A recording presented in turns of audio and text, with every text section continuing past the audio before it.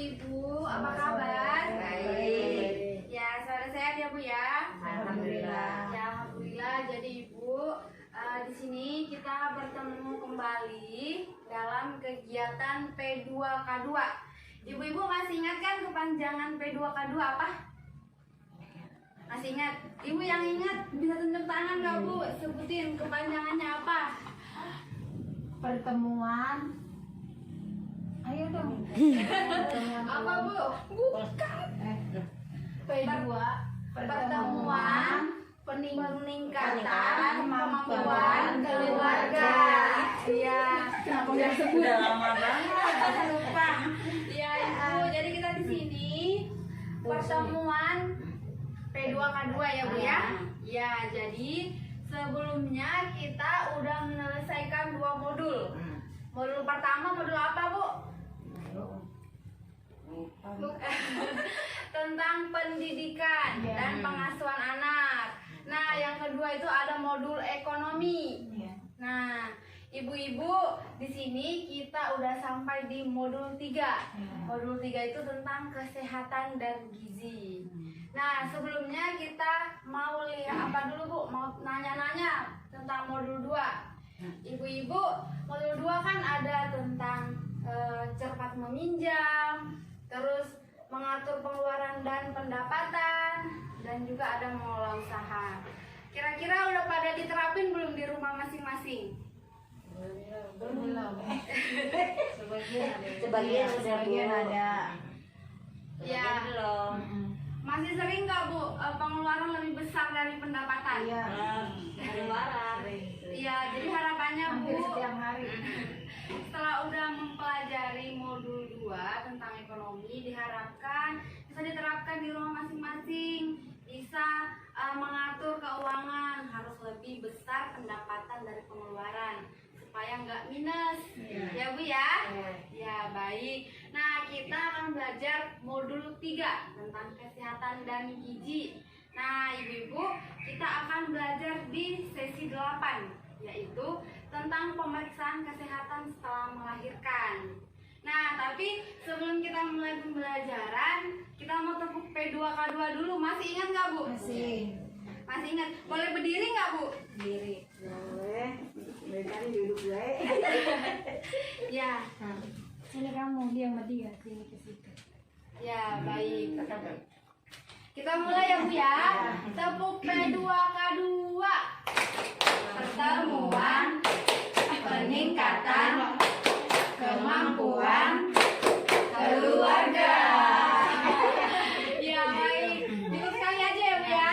Ya, terima kasih bisa duduk kembali Bu.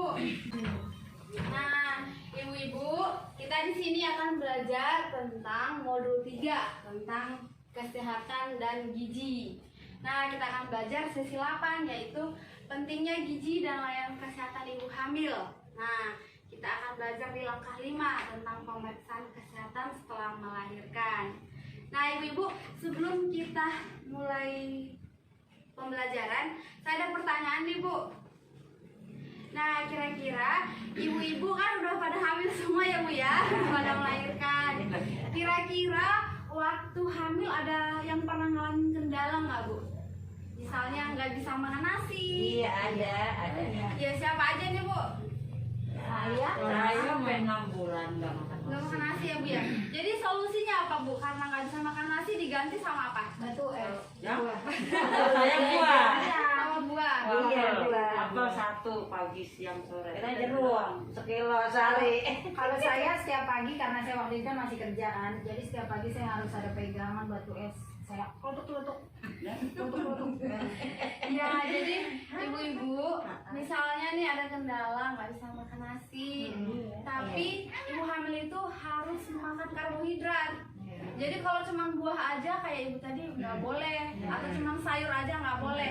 Jadi misalnya nggak bisa makan nasi, ya diganti sama karbohidrat yang lain, misalnya jagung, roti, ubi. Ya gitu. Jadi misalnya nih jagung, ya dibuat aja jadi perkedel. Iya. Ya itu bisa Bu. Nah, satu lagi nih Bu, saya mau nanya. Ibu-ibu waktu hamil kita kan perlu cek kehamilan. Nah, berapa kali nih Bu cek kehamilan kalau sesuai prosedur? Kalau saya mah dari awal.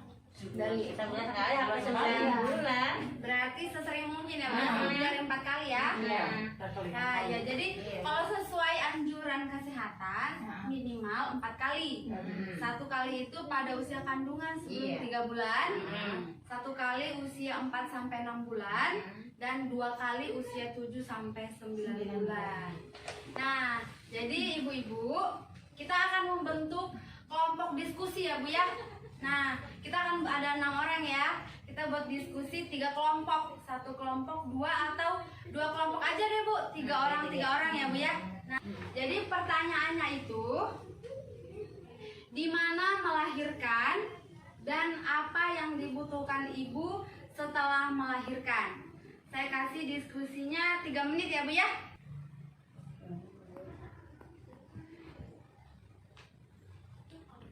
Oke, nah di sini saya minta tolong perwakilan kelompok membacakan hasil diskusinya. Kelompok 1 bisa dibacakan Bu perwakilannya.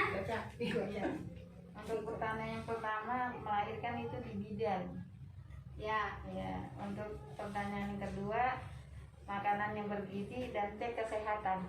ya jadi betul sekali. Tepuk mantul dulu untuk kelompok 1. Tepuk mantul tahu nggak Bu? Mantul gini ya. Tepuk mantul. Mantul. Mantap betul. Ya baik. Untuk kelompok 2 bisa dibacakan Bu hasil diskusinya.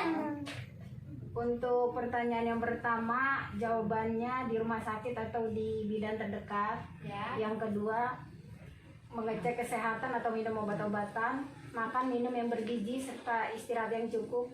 Nggak boleh banyak pikir, terutama. Ya, baik. Betul juga. Terima kasih untuk kelompok 2. Kita kasih juga tepuk mantul ya Bu ya. Tepuk mantul.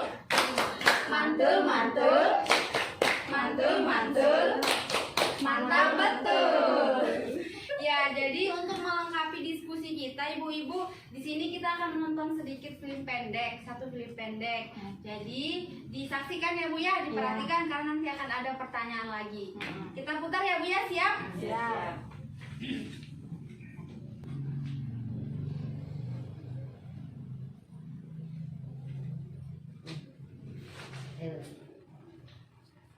Ya ibu-ibu, kita sudah selesai menyaksikan video pendeknya ya Bu ya. Tadi diperhatikan nggak Bu?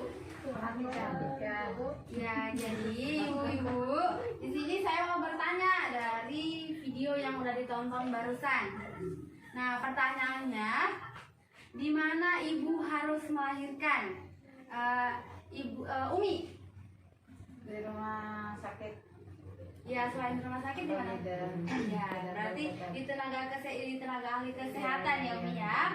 Ya, baik. Pertanyaan kedua, apakah setelah melahirkan ibu hamil harus periksa kesehatan Ibu Dahlia? Iya, harus Bu. Harus ya Bu ya. Berapa kali Bu? Minimal pengalaman pribadi saya lebih dari 4 kali. Ya, baik. Jadi ibu-ibu di sini setelah melahirkan baiknya diperiksakan minimal 3 kali. Nah, karena manfaat dari melahirkan di tenaga kesehatan ya Bu ya, dan ditolong oleh tenaga kesehatan agar jika terjadi masalah dalam persalinan bisa segera ditangani. Karena kan dalam persalinan selalu ada ya Bu ya tanda-tanda bahaya. Nah, ibu-ibu kan udah pada ngerasain ya Bu ya, udah pada pengalaman. Nah, di sini saya mau bertanya Bu, tanda-tanda bahaya dalam persalinan itu bisa apa aja Bu? Ibu Dian. Biasanya pendarahan dulu. Pendarahan ya Bu ya. Iya. Kalau Ibu Nunung,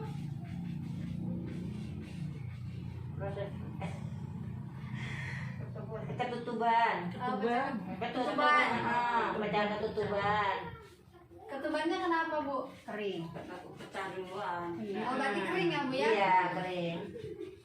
Kalau Ibu Dahlia, Terkadang posisi anak kurang bagus posisinya Bu. oh sungsang. Iya, bisa sungsang, bisa palanya di mana baik. Ya, baik. Dia nempeng. Ibu Enung. Apa ya? Kenapa ya. Sesuai pengalaman Bu. Iya. Itu mau melahirkan. Iya. Proses-proses pas melahirkan. Biasanya kalau sakit pinggang terus sampai keluar keringat dingin gitu. Oh, keringat dingin. Kalau Umi, Terkadang kalau lagi saat melahirkan darah tinggi gitu ya. oh darah Iya, naik tensi ya. Iya. Kurang sehat juga ya. Kampung berair. Iya. Baik, terima kasih untuk semua jawabannya ya Bu ya. Semuanya benar.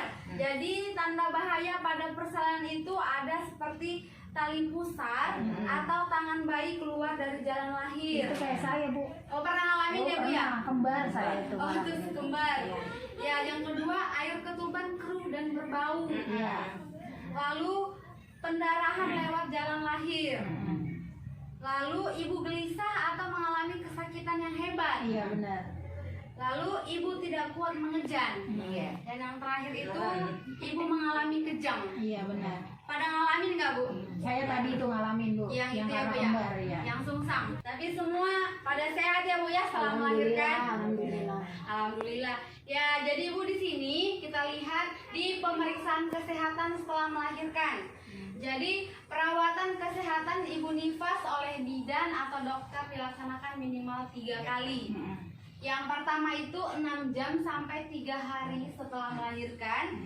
Yang kedua hari keempat sampai ke-28 setelah melahirkan. Dan yang ketiga hari ke-29 sampai 42 setelah melahirkan. Jadi manfaatnya supaya selalu dicek ya Bu ya oleh tenaga kesehatan. Iya. Tahu kan ada infeksi. Jadi ibu-ibu dilaksanakan kan Bu Iya, waktu iya, iya. melahirkan? Ya pasti. Apalagi saya, Bu. Saya mah. Ya, jadi memang Bu manfaatnya dari pemeriksaan kesehatan setelah melahirkan itu karena perawatan ibu nifas itu penting. Jadi pelayanan kesehatan ibu nifas itu meliputi menanyakan kondisi ibu nifas secara umum, lalu mengukur tekanan darah, suhu tubuh, pernapasan dan nadi, lalu pemeriksaan lokia dan perdarahan, lalu pemeriksaan kondisi jalur lahir dan tanda infeksi, pemeriksaan kondisi kontraksi rahim dan tinggi induksi, pemeriksaan payudara dan anjuran pemberian ASI eksklusif, pemberian kapsul vitamin A, pelayanan kontrasepsi pasca persalinan, konseling, tata laksana pada ibu nifas atau ibu nifas dengan komplikasi. Lalu nasihat-nasihat untuk ibu nifas itu seperti makan makanan yang beraneka ragam ya Bu ya, seperti mengandung karbohidrat, Iya. protein hewani, protein nabati, lalu sayur dan buah-buahan. Lalu kebutuhan air minum pada ibu menyusui pada 6 bulan pertama itu 14 gelas sehari. Dan setelah 6 bulan setelahnya itu 12 gelas per hari. Lalu menjaga kebersihan dan termasuk kebersihan daerah kemaluan. Ganti pembalut sesering mungkin. Iya.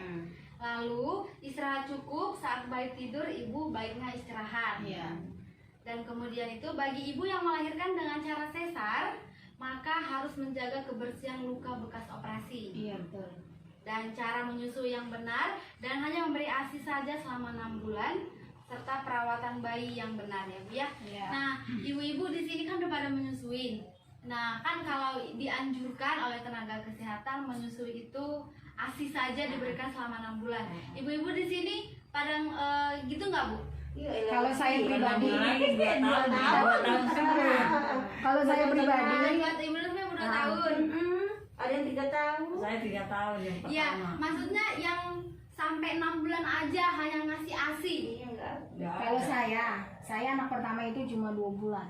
Cuma 2 bulan aja. Yang Bu. kedua, yang ketiga malah nggak ada ASI saya, Bu. Oh, kering ya. Bu, ya. Jadi karena Jadi diganti sama susu formula. susu formula.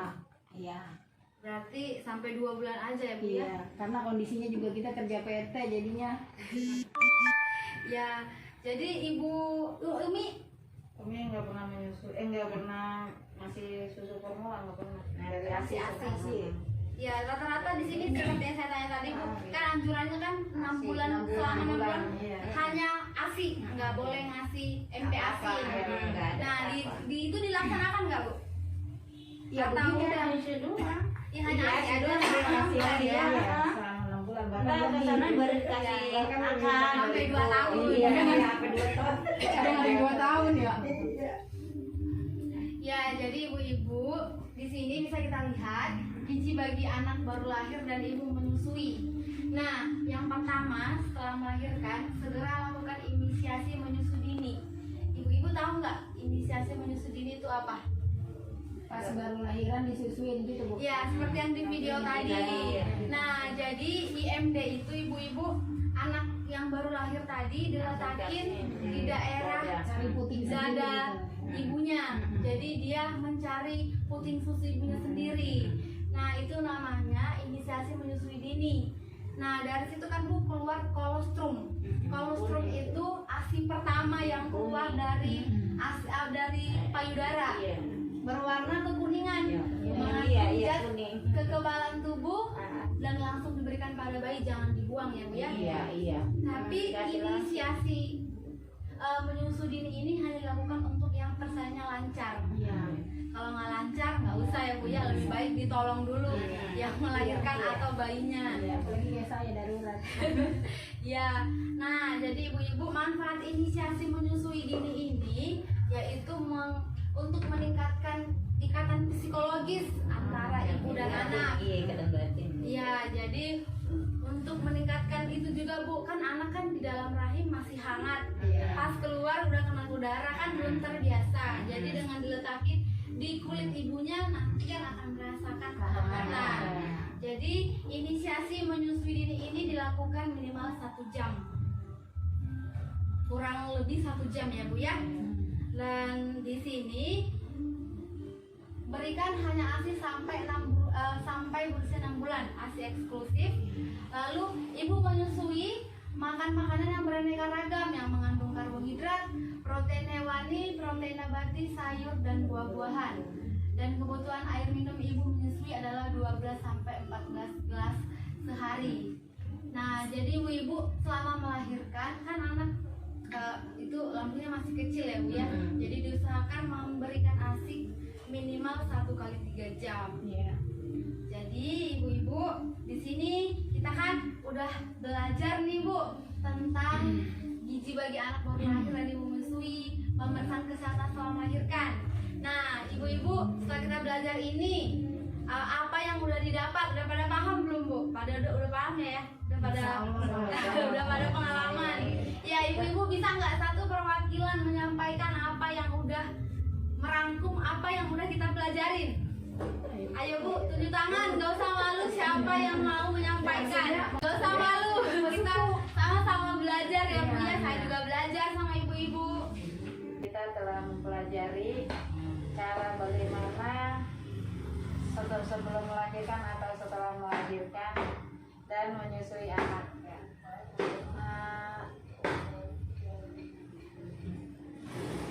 Untuk menyusui anak, Melahirkan dulu lah. Gak apa-apa Mi. iya. Untuk menyusui anak dari usia dini sampai 6 bulan. Ya, itu pakai ASI eksklusif ya Bu, yang udah kita laksanakan ya. Yang udah kita pelajari. Dan untuk setelah melahirkan ya harus banyak-banyak makan sayur, makan makanan yang bergizi, dan beristirahat yang banyak. Cukup. Ya, baik. Terima kasih untuk Umi.